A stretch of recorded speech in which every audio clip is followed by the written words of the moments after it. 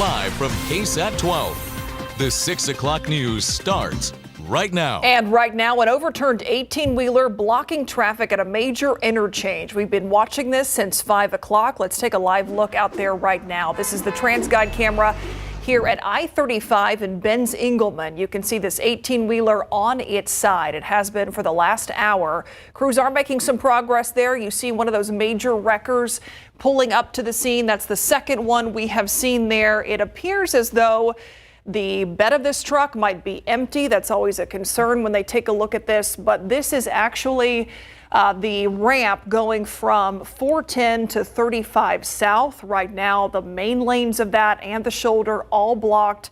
We're going to keep an eye on it and keep you updated.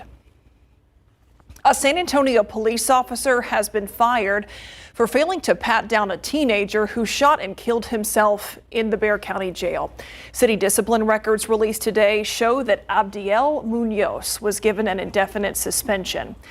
Back in March, body camera video showed multiple officers, including Munoz, failing to pat down the 19-year-old Jesus Gonzalez while taking him into custody. Once he was at the jail, Gonzalez pulled out a gun that was in his clothes and killed himself while being searched. BCSO officials have not said if any deputies might be disciplined.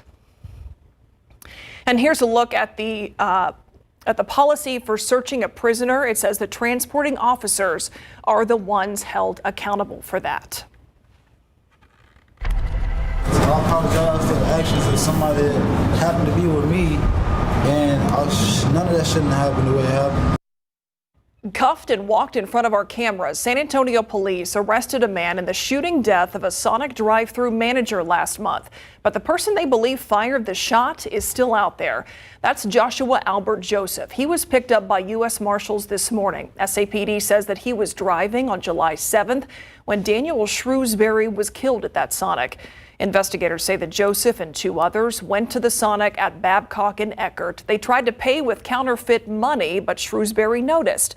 Then they end up paying with real money. But before they did, a female suspect in this case took a cup of change that was there at the Sonic. Shrewsbury then took a picture of the suspect's license plate. The driver suspect gets upset, gets out of the vehicle, confronts the victim, and tells him he's going to get shot. Shortly after, he is shot by the female. And because of that verbal threat, Joseph is now charged with murder. The shooting suspect that they're still looking for is this woman, Adaya Namir Roberson. If you know anything about where she is, you're asked to call 210-207-4804. San Antonio police have arrested a man who officers say shot at his neighbor's home several times today. This happened just before 2 this afternoon on Jones Falls Drive. That's near Old Seguin Road in Ackerman and the Kirby area. SAPD says a man shot around 7 times into his neighbor's house. That neighbor then called police. As officers were talking with the neighbor, the suspect ran out of his home and then back inside. So a SWAT team was called out to help. The man came out after about 20 minutes and was taken into custody. Unfortunately, no one here was hurt. San Antonio fire investigators say a water heater caused an apartment fire on the west side. This happened around 10 this morning on Southwest Loop 410 near Marbach Road and Westshire Drive.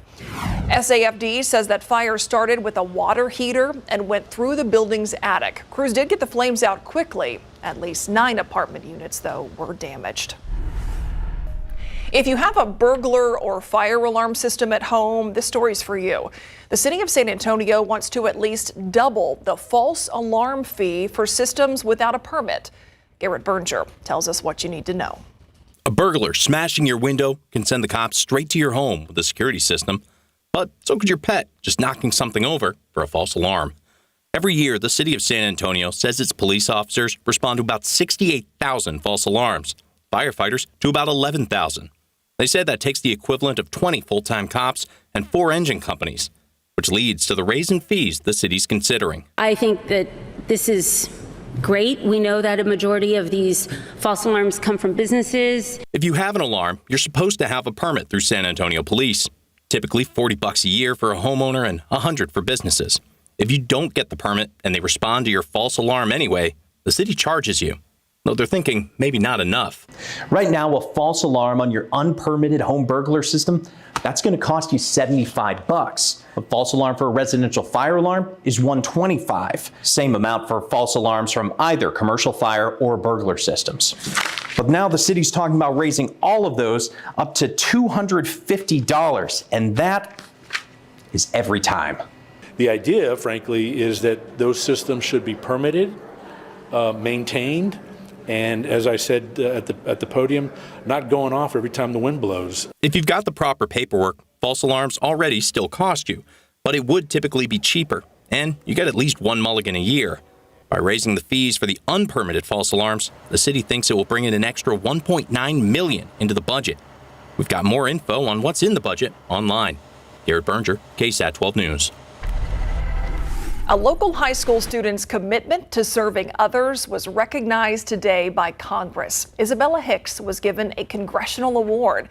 U.S. Representative Joaquin Castro presented Hicks the Bronze Congressional Medal for completing more than 280 volunteer hours.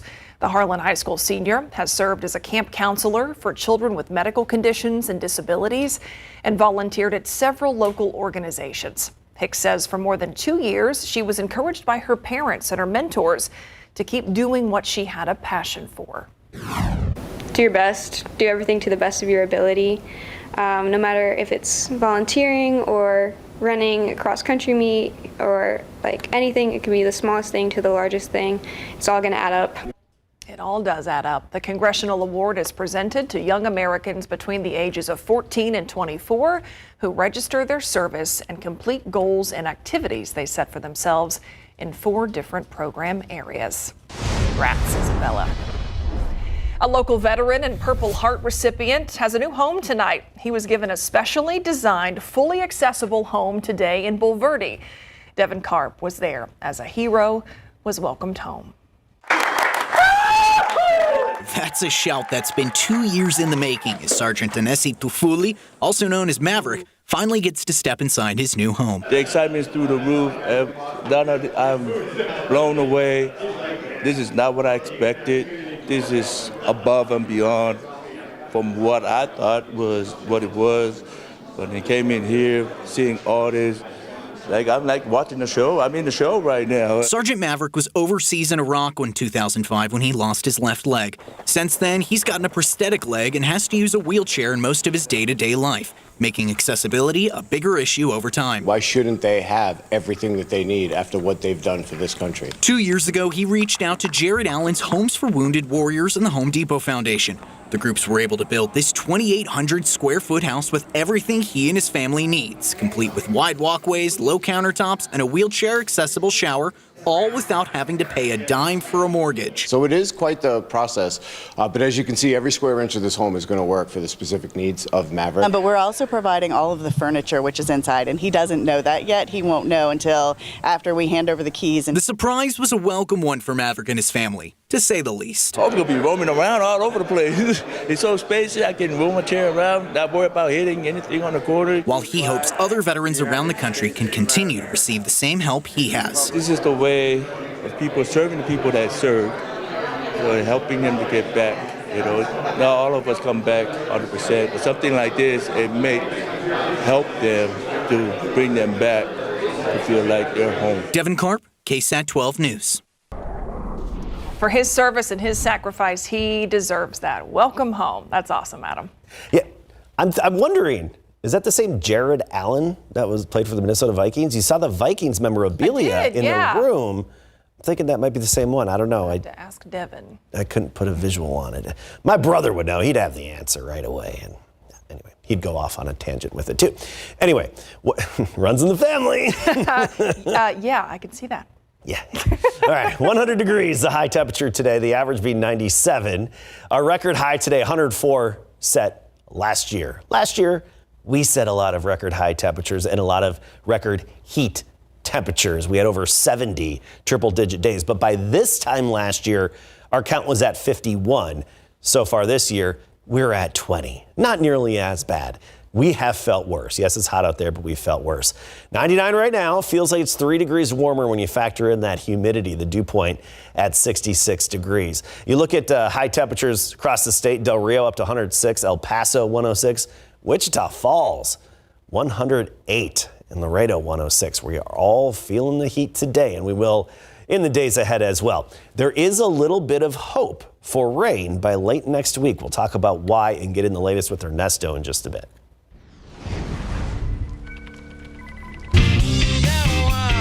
Looking from the past, wondering if it's really gonna last with you.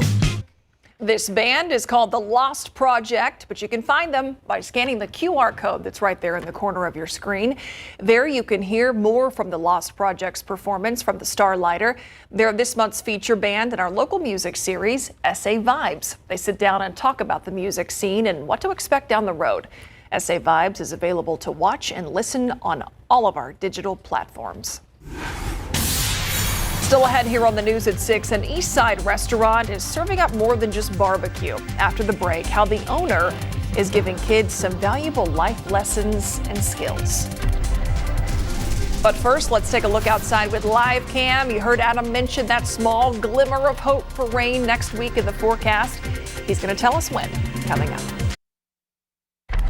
Promoting safe driving with a simulator. Coming up tonight at the Night Beat, we're talking about road rage in San Antonio and the research that's happening in our city to address it. Ribs and brisket are on his menu, but a local restaurant owner has helping the East Side community on his mind. As Katrina Weber shows us, the owner of Ball Hogs Barbecue teaches kids valuable life lessons while saving some lives. As this outdoor smoker puts the sizzle in the meat, the real magic is happening inside Ball Hogs Barbecue. Owner Hubert Brown is opening doors for the youth in his East Side neighborhood. Try to teach them how to work in a work environment because a lot of these kids, it's their first job. 26 kids, in fact, got a first taste of the work world this year in a summer jobs program.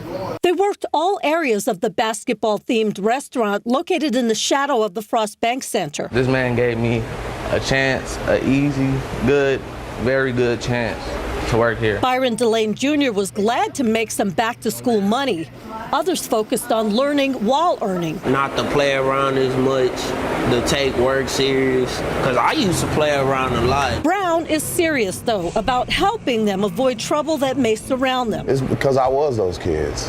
I grew up in the Lincoln Court Project. My mom was on crack. Still, he made it through, first carving out a career in the music business. When we moved to Atlanta, we wrote the song Blame It on the Alcohol for Jamie Foxx. We got Grammys. Brown says he came back to San Antonio to give back.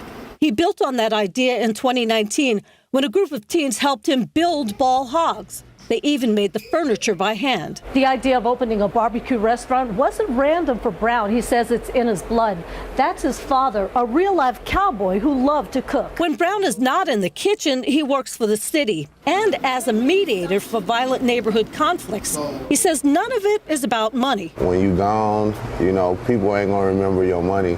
They're gonna remember how many lives you impacted. So far, he says he's up to 68. The number of teens who got their start with him and are still successful. Katrina Weber, KSAT 12 News. What an awesome story, an awesome thing happening in that restaurant. And I know, Caskey, you noticed the food because it also looked really delicious. They caught my attention immediately, even before we went to break with the little teaser for it. Yes, and you know, it's a time of year where you get out and barbecue, you fire up the pit. Now, yesterday at Thermometer Thursday, I was talking about the importance of checking the calibration of your pit thermometer. If you're having issues, maybe time for a new one. Sometimes you can recalibrate them, not all the time, but you can find that on KSAT.com. Basically, take the thermometer off, boil water, and prop it in that boiled water. Make sure it's reading about 210, 212. Then you know it's accurate. All right, let's get right to it. And 100 degrees, that was our high temperature today. Yes, another triple-digit day, and we're going to continue to tally up these triple-digit days. But begs the question, when do we typically see our first cold front? Usually it's around September 24th, our first noticeable, meaningful front. It can come as early as September 6th. That was back in 2017, and as late as October 7th, back in 2019. This is just the info from the past 10 years of data. Tomorrow, we're going to make it to 102 in Hondo and Pleasanton, 101 in San Antonio, Del Rio, Eagle Pass up to 104 in Carrizo Springs, 105. Then it's just heat and repeat as we get into Sunday, heat and repeat Monday, heat and repeat Tuesday. Come on, say it with me, everybody. Heat and repeat Wednesday. Okay, I'll stop. Rain chances at 20%, though. By Thursday and Friday, our rain chances actually come up a little bit because there's a glimmer of hope for a little change in our weather pattern. Here's a look at the upper level high that's overhead. It's centered over New Mexico, and it's still going to be the driving force in our weather. But the door is going to be open for a disturbance by late next week, and it looks like we may just get one to come off the Gulf of Mexico, a little upper level swirl around the base of that ridge and be steered into deep South Texas. It's still just a potential disturbance, but even if it was, then it could have some energy to kickstart a few showers. Could be just enough to help get things going. You look at the overall rainfall potential, though, and it's not looking great for the state of Texas. And by the way, that we are drying out a bit, especially in North Texas and the Panhandle. I'll show you the drought monitor coming up at 6:45. It was updated yesterday, and we do have some changes in North Texas. But look at that. We're finally seeing a little bit of potential around here. Hopefully this could signal a more consistent shift in our pattern. Just don't count on it yet. Triple digits, anywhere from 100 to 103 for high temperatures. Heat indices at times could reach 107. That's what we've been seeing for the past several days. This is going to be the next week or more. Now take a look at Hurricane Ernesto. And this is the Hurricane Hunter flight path today. And you see the X pattern that they fly through the hurricane. The peak flight level winds 700 millibar level.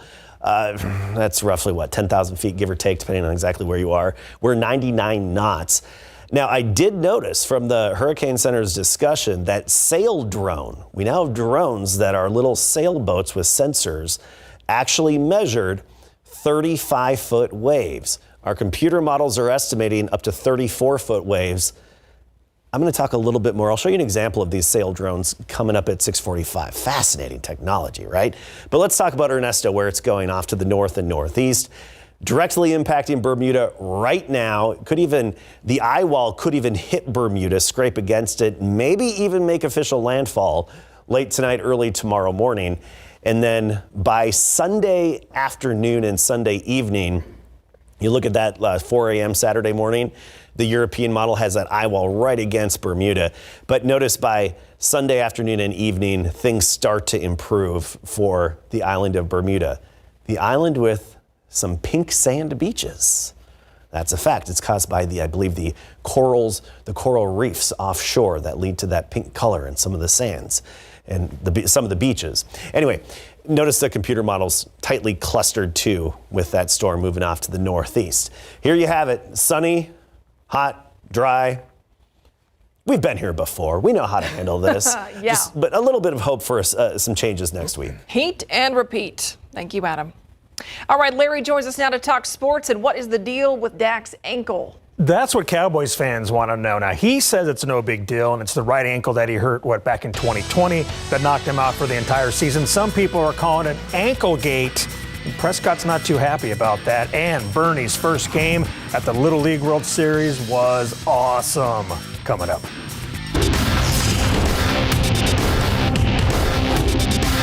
I knew it was fair all the way.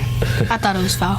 I knew it was fair on the hit because I got it perfect timing, exactly where I wanted it. I wanted it somewhere down the line, just got under it and hit it over. Doc Mogford knew his home run was fair, a big fly over the hedges in big board sports. All right, last Friday, Dallas Cowboys quarterback Dak Prescott was held out of practice due to right ankle soreness. And anytime Dak sits out because of his ankle, it's concerning because that's the ankle that he hurt in 2020 in Week 5 that ended his season. Yesterday at training camp in Oxnard, California, Dak was asked about his ankle, or ankle gate, as some are calling it. Goes without saying that I'm fine.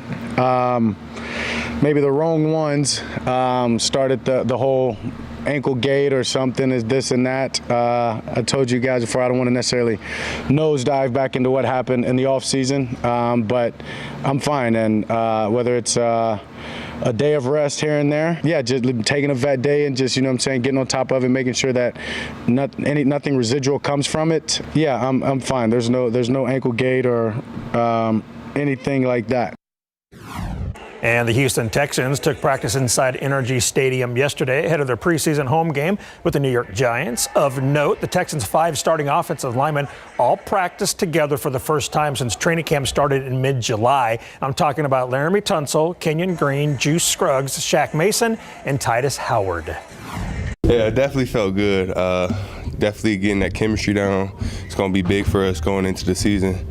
But yeah, just for us to finally be on the same field and be healthy was a good feeling for sure. Really, it could take anywhere from a couple days or to a week. Like, it just depends on like how many reps we get and how long we're out there. But really, like, the more we're out there, the better.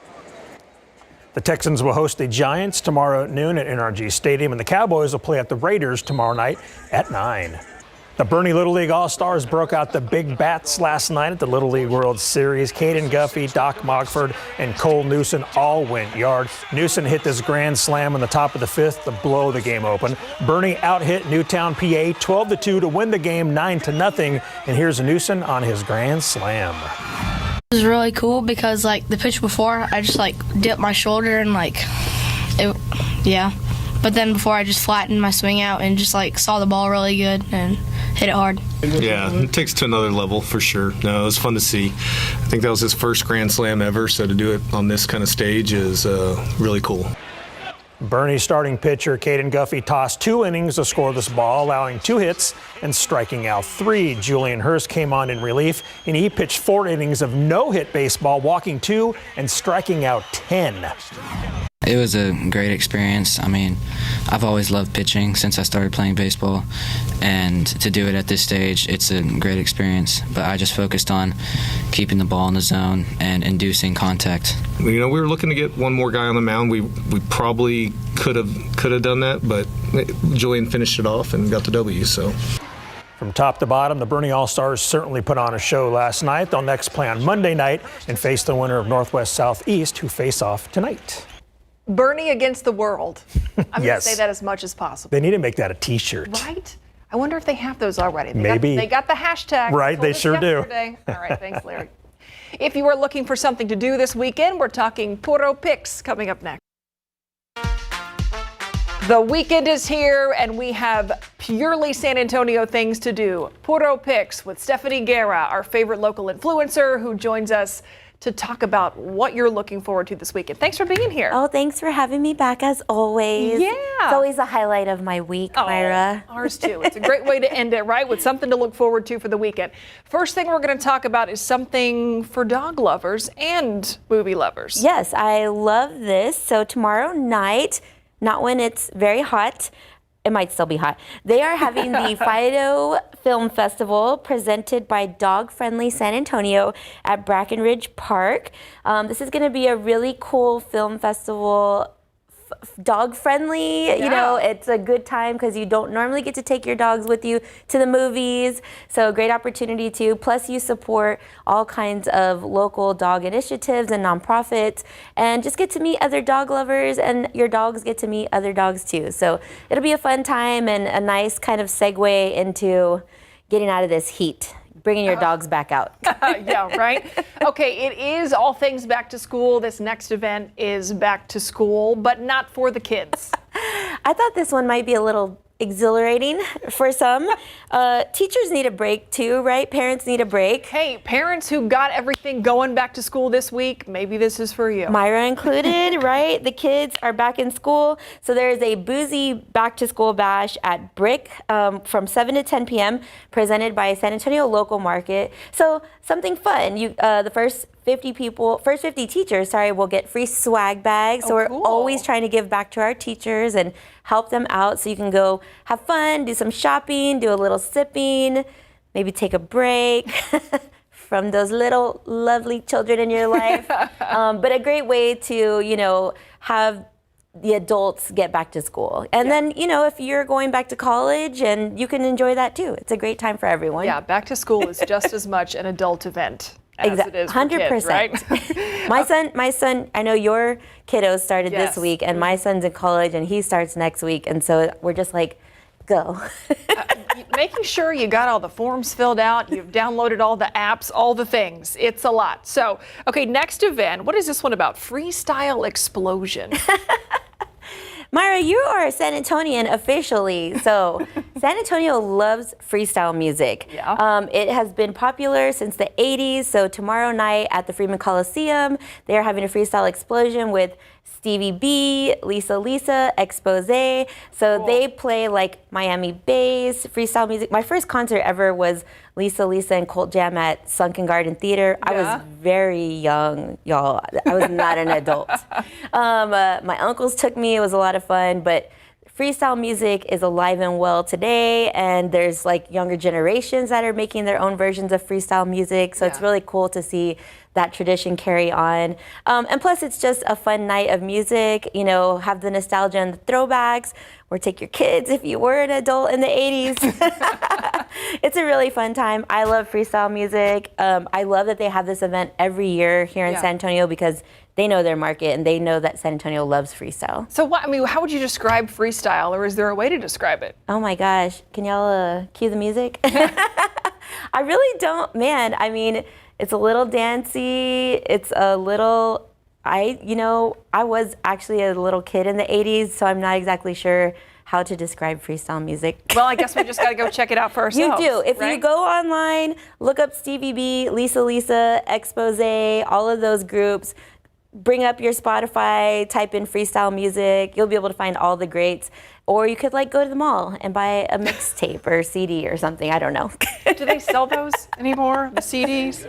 Sam Goody. Oh, Sam Goody. In River Center Mall. I miss that place. Adam Caskey over there from the far left. Throwback. Okay, I have seen pictures of this on your social media, and it looked like a really good time. So this is a puro pool party. Yes, and I appreciate that. We had a really fun time the first round. So we're having a puro pool party this Sunday at the Ranch Motel, and it is a little hidden gem on Broadway over near Breckenridge Park. It's right next to what used to be the original Kiddie Park. Yes. So they remodeled the hotel, and it's very like desert, cool cactus, tropical vibes It seems there. like it's kind of got like a mod 60s vibe. A little mid-century also.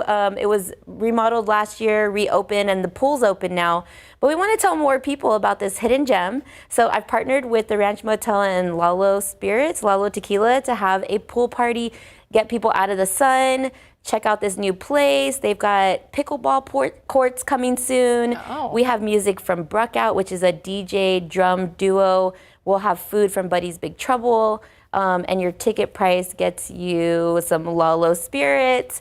But they have an upstairs mezcal lounge that is just opening. It's a really, really cool. Oh, wow, all at that motel. Yes, and brand new to San Antonio, right? And I love the pools downtown, and I love the rooftop experience, but you can go a little bit outside of downtown, down Broadway.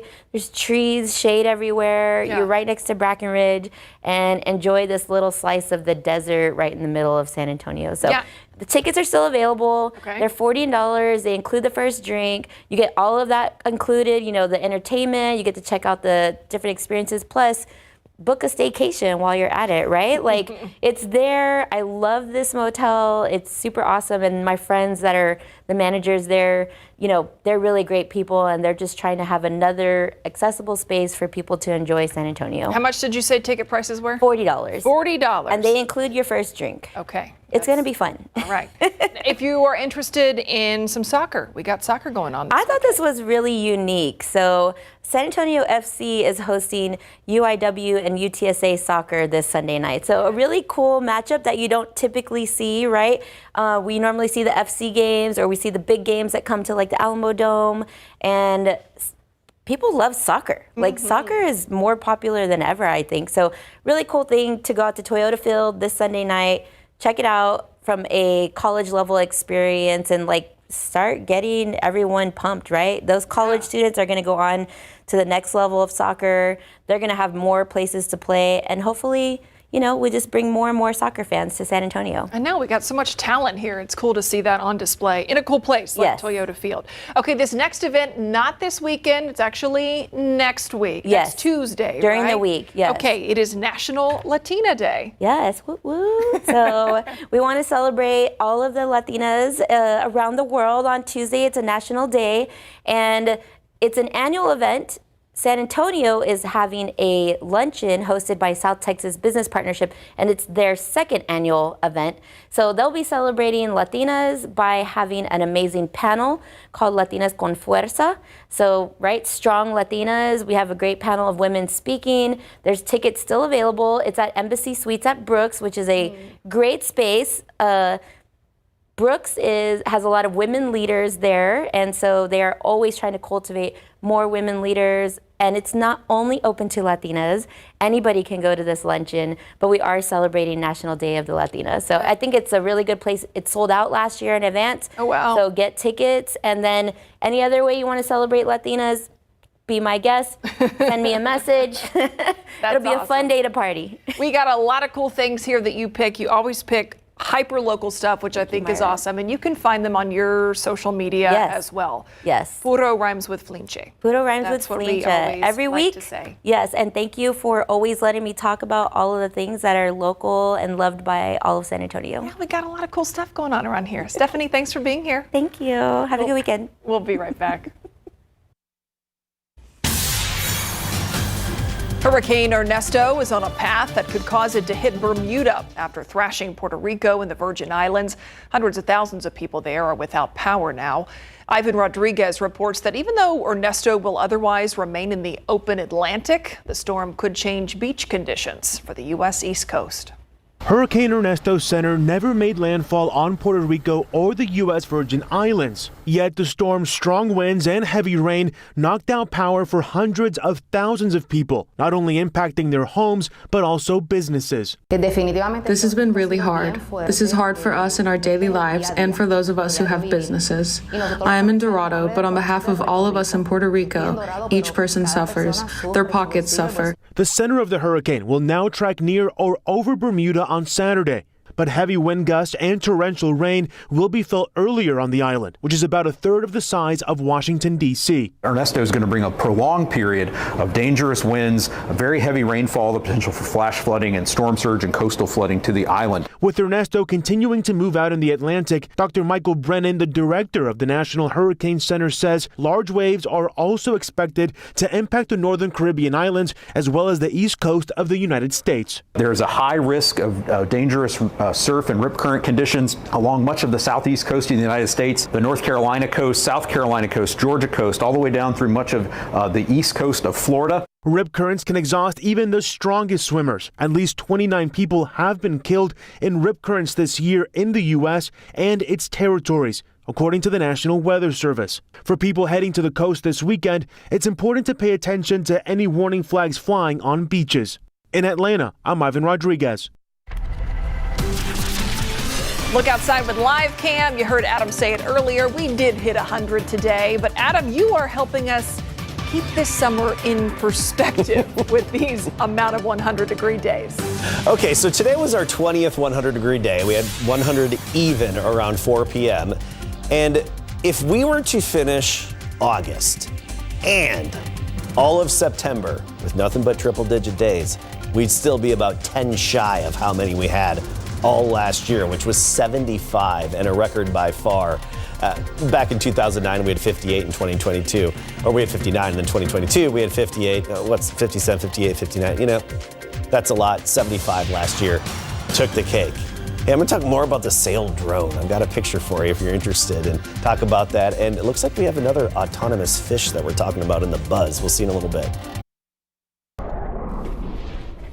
Let's turn to the forecast now and an update to the drought monitor. Adam, you've been taking a look at how things compare.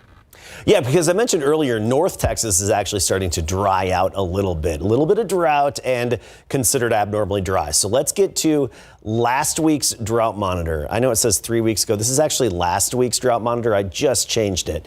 So this is last week. Now focus on North Texas from Amarillo to Lubbock to Dallas, and 3, 2, 1. You see how it got more yellow and brown up there? That's because they started to dry out. Welcome to the club, folks, right? Unfortunately, we still have a lot of drought in our neck of the woods, even the extreme drought in parts of the hill country. But you go to Hallettsville, you go to Cuero, Yorktown, Nixon, Smiley, not even considered abnormally dry. So it's good to see some folks at least in good shape, even down to Cotulla, south to Laredo, down into the valley. Not even considered abnormally dry. So there are some highlights, at least across the state.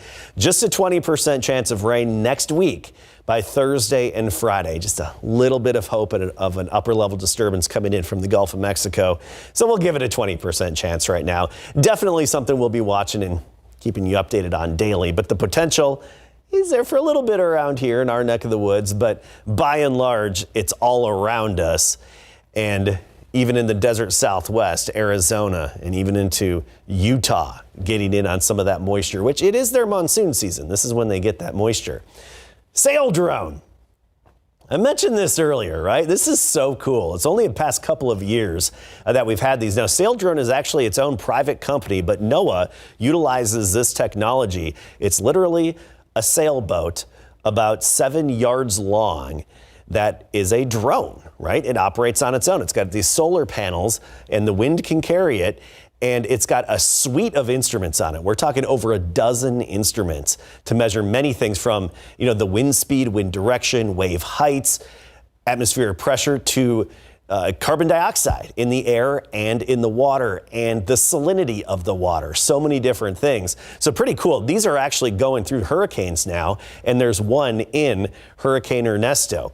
Earlier I was talking about the hurricane hunters, the Air Force Reserve aircraft coming in. Here's a new flight that's just coming in and about to punch into the eye wall there of Hurricane Ernesto. So there's an ongoing flight right now. They're bouncing around, the hurricane hunters, bouncing around in their C-130 in the center of Ernesto. Category 2, max sustained winds of 100 miles per hour right now.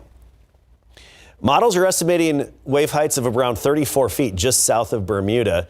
And it's kicking up the surf along the entire east coast of the U.S. Good for surfers and boogie boarders. Just you got to be careful if you're swimming on those beaches because a lot of rip currents, as you saw in that package earlier, that story. And by the way, the Sail drone did measure a 35-foot wave out there. It measures the wave height and even the period of it. Anyway, direct impact to Bermuda is a Cat 2, Cat 1 tonight into tomorrow. And then by Sunday afternoon, it's finally off to the east and out of here and moving into the North Atlantic and then quickly weakening thereafter. Around here, you get the idea. You know what I'm going to say. Sunny, right around to just above 100 degrees. Oh, we be buzzing soon, Myra, right? Yes, Kasky is doing the buzz with me. Oh, baby. Coming up next. In the buzz today, check this out. An 8-year-old boy stole the show at a pie eating contest at the Iowa State Fair on Thursday. Zach Lucas took the crowd. I'm sorry, I'm distracted. I forgot we have to read here. This reminds me of the scene from Stand By Me. Yes. Remember? Yes. But that was blueberry pie and it had a very different ending to that scene. Yeah, Claudia over here in production. She agrees with you. Yes, that was so good. I know you can see him he's in the orange shirt here if you couldn't tell. You know who he is. Yeah, you know who the winner is in the orange shirt. It's his first competition. And after winning, Zach just said, he likes getting dirty. I love that. There he is. The adults are holding the plates. That's so funny. All right, next up in the buzz, a cutting-edge robotic fish could change the way the world's oceans are studied. This is Eve. She's the latest addition to a school of robotic fish designed to collect DNA from the environment as they swim. A group of engineering students in Switzerland spent the last 2 years building these robots. It looks crazy. Real, the way it swims. Fascinating. Now, the engineers believe that Eve's ability to camouflage herself as a fish will keep other sea life from being startled by her presence. Okay. The fish can swim alone for up to 2 hours, and it uses a filter to collect DNA. I'm waiting for it to have cameras on board and a shark or something to just right? jump onto when it you to see it from above the water there, unless you were right up on it, you would probably think that's a real fish. We're going to see more of this in the years ahead. We'll be right back. That is all our time. Thanks for watching.